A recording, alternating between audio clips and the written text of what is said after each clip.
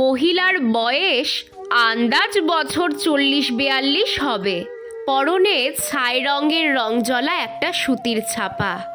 গায়ের রং কোনো এককালে ফর্সা ছিল, এখন রোদে পুড়ে বাদামি। পরিশ্রমী চেহারার একটা বিশেষ মাধুর্য থাকে, কপালের ভাঁজেও অভিজ্ঞতার চিহ্ন লেগে থাকে। হাতে ব্যাগ নিয়ে ঘুরে ঘুরে বাজার করছেন মহিলা।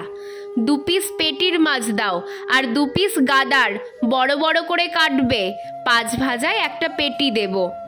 মাছওয়ালা মাছ কাটতে কাটতেই বলল, ছেলের জন্মদিনে কি মায়ের মাছ খাওয়া বারণ? 4 পিস মাছ হবে? মহিলা হেসে বললেন, ছেলের 1 পিস ভাজা, 2 পিস ঝালে দেব, ওর বাবার 1 পিস, ওই হবে গো, যা দাম আর দিতে হবে না। মাছওয়ালা বলল, তাহলে তুমি কি খাবে বৌদি? মহিলার মুখে তৃপ্তির হাসি।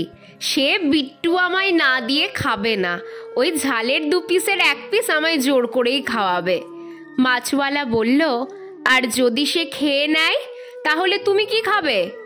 মহিলা বললেন, তুমি তাড়াতাড়ি দাও দিকি, আমায় এরপর ছুটতে হবে মিষ্টির দোকানে, মিষ্টি নিয়ে যেতে হবে। মুদিখানার পায়েসের চাল, ঘি, কাজু, কিশমিশ সব কেনা বাকি। মন্দিরে যেতে হবে পুজো দিতে। ওর বাবা তো সকালেই কাজে বেরিয়ে গেছে, ফিরবে সেই দুপুরে। মাছওয়ালা ছেলেটার বয়স বছর 24 হবে। ছেলেটা 5 পিস মাছ ব্যাগে ভরে দিয়ে বলল, তুমি একটু কম করেই দাম দাও বৌদি, কিন্তু নিজেও মাছ খেয়েও।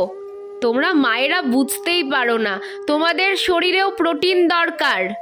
আমার মাকে ডাক্তারের কাছে নিয়ে গেলেই ডাক্তার বলে, সব ছেলেকে খাইয়েছেন, নিজের শরীরে প্রোটিন, ক্যালসিয়াম, পটাশিয়াম সব ঘাটতি হয়েছে, ওই জন্যই কোমরে হাঁটুতে ব্যথা হয়।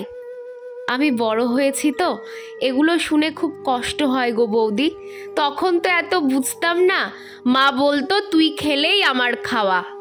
এখন বুঝি কত বড় ভুল করেছি।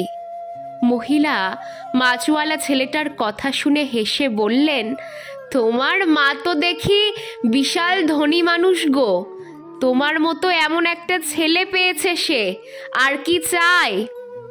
কিছু সম্পর্কের হিসেব নিকেশ, লাভ লোকসানের সমীকরণ কাজ করে না।